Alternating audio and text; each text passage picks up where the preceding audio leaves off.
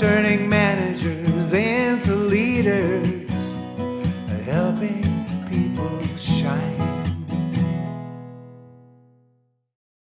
Hello, everyone. Merge here, back with another tip in our ongoing video series on how to lead and communicate with compassion. In strategy number 3, I spoke about getting to know your people. And in strategy number 8, I talked about being a mindful, active listener. Today's strategy builds on both of these highly effective tools and makes their impact even more powerful.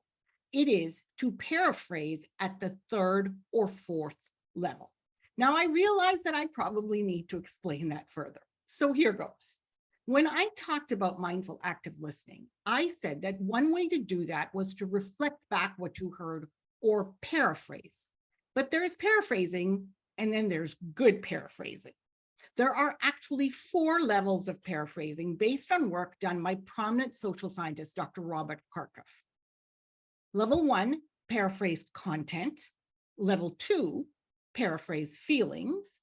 Level 3, paraphrase feelings and content. And level 4, paraphrase feelings, content, and meaning. And today's strategy is to paraphrase at the 3rd and 4th level. So let me give you an example to illustrate the differences between each level so that you can communicate with compassion. Let's say one of your staff members has just entered your office clearly frustrated. She's completely overwhelmed by the unexpected number of requests for assistance that are coming in from the field. As a result, she's having trouble meeting her commitments on a special project initiative she's also participating in. And to make things worse, both her young children have just been diagnosed with measles. And she says clearly at the end of her rope, I've just been told by IT that my laptop likely has a virus and will need to be taken away for a couple of days. Now, as you paraphrase to show her that you're listening, here's what the 4 levels of paraphrasing and listening might look like. Level 1. Level 1 is where you paraphrase content. So you might reflect back and say, you have a lot happening right now. Or you could take your depth of listening to the 2nd level where you paraphrase feelings. I can see that you're very stressed and upset. Now, certainly the 2nd level is an improvement over the 1st. But if you want to paraphrase more effectively, then you need to move to the 3rd level where the focus is on paraphrasing both feelings and content.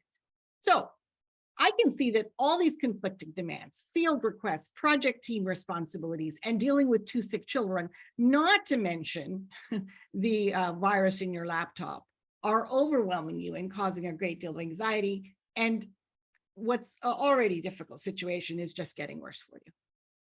But to go to a deeper level of empathy, you will need to move to the 4th level in which you paraphrase feelings, content, and meaning.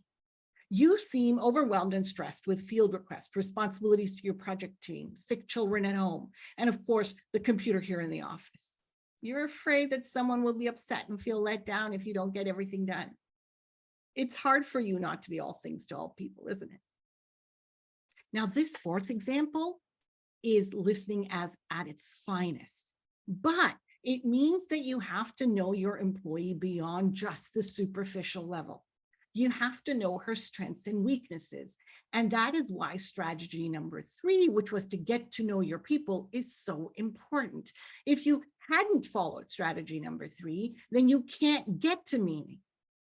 But that is exactly why this 4th level is so powerful in terms of building and advancing relationships. It demonstrates to your employee that you have taken the trouble to get to know her as an individual, and that you value her talents and recognize her vulnerabilities. When you are a mindful, active listener who reflects back and you take the time to get to know your people, you have what you need to paraphrase at the 3rd and 4th level.